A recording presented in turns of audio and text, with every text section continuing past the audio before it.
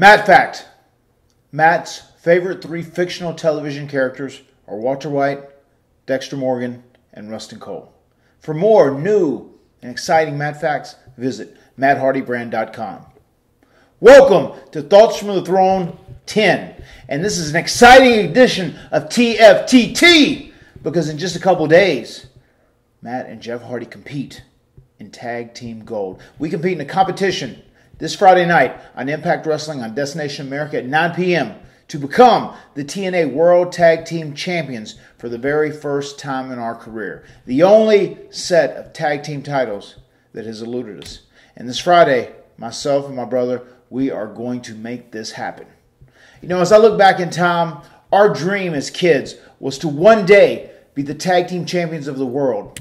And we've done that 7 times.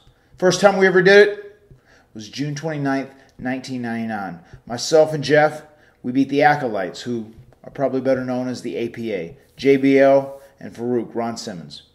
We actually beat them in our home city of Fayetteville, North Carolina. And on that evening, when we went into that match, we knew it was going to be a fight. We knew it was going to be rough.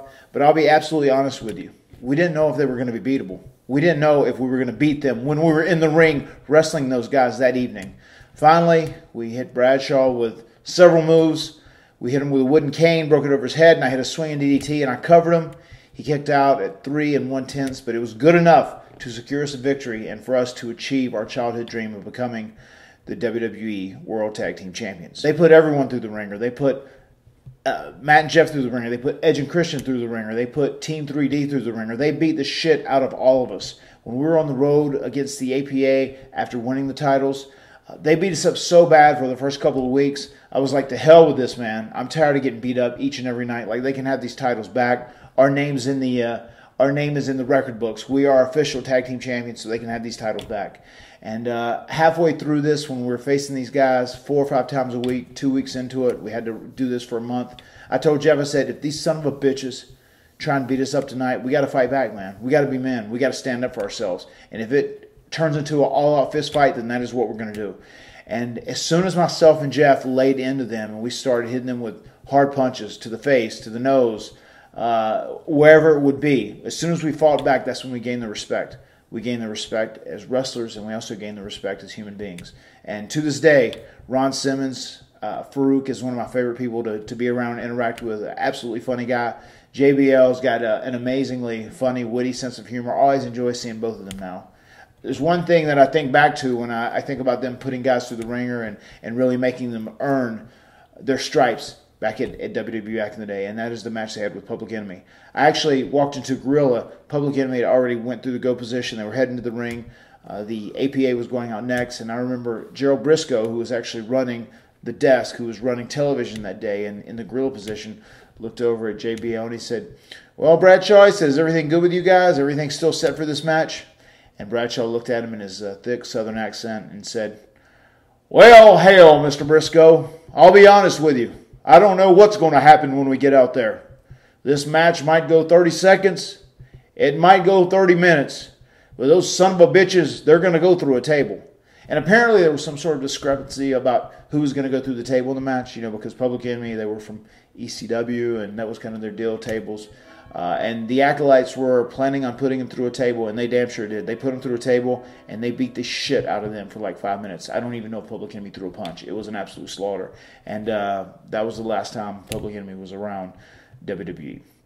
So let's move on. As we're talking about great tag team stories, this Friday night, I can't reiterate enough to watch Impact Wrestling on Destination America. It's a night totally dedicated to tag team wrestling, to the tag team division. That's one thing that Impact Wrestling, I think, does better than any other promotion going today. I think they give a lot of focus to certain divisions. Considering the tag team division has an entire 2 hours itself this Friday, that says that they have a lot of faith and they have a lot of desire to make the tag team division great. They do it with the Knockouts division each and every week. The Knockouts don't have to beg for a chance to go out and have time or have stories or have the ability to do cool things. They don't get cut short if the show's running heavy. The Knockouts are very deserving and they seem important, so that's why that title and that whole division seems very important. Friday night, myself and Jeff, we stepped into the ring with James Storm and Koya, the Revolution. And as everyone knows, we've had a big beef with those guys. And it's time for the hashtag Hardy's Revenge to be completed. And it is time for myself and Jeff to put an end to James Storm and his revolution once and for all. And if we can win that match, we go on to an Ultimate X match, where the other 3 teams that have qualified throughout the course of the evening will be competing. And that would be the very first time the Hardys are in an Ultimate X match. Now, we've been in everything else. We've been in ladder matches, table matches, cage matches, TLC matches, Full Metal Mayhem matches, everything, but never an Ultimate X match. But I can promise you this.